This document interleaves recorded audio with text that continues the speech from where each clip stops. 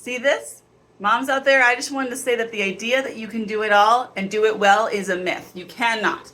My morning, child has a bloody nose. Then I boil over the coffee and the hot cocoa for the tween in the microwave. And somehow that plate gets stuck on the bathroom counter. Meanwhile, the house is left in an absolute explosion. And there's an anaconda on the floor of my living room. And then on top of that, my husband forgets his coffee. I run it outside to my child, who I have paid $5 to rake the leaves because they're at 7 in the morning because there's a snowstorm coming. And the neighbors are probably judging because my kid actually was out at 6:55 raking leaves. And then my husband is late, comes back and says, "Would you run out my coffee?" I asked my kid to give the coffee to my husband, and my kid trips on the stairs, falls, breaks the coffee, and I am left with broken glass on my front step, which the mailman will probably step on, and then I will get sued.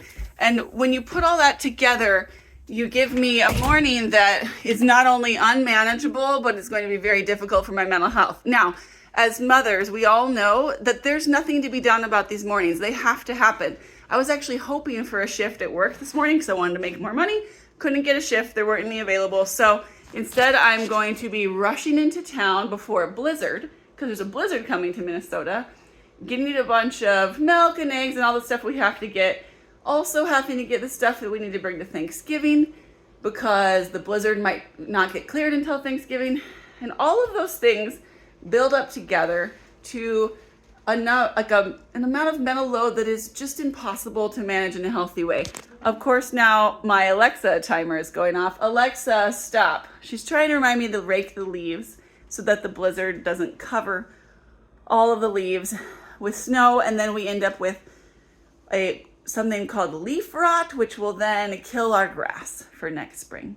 So when you put all those things together, can any person manage this? You can't. You can't manage it. So in the end, we have to prioritize our mental health. What am I going to do? The bloody nose tissues are going to stay on that bathroom sink until my husband gets home.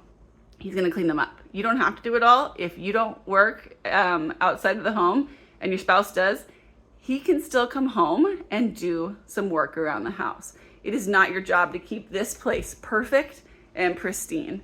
You get to share that load because he is a parent as well as you.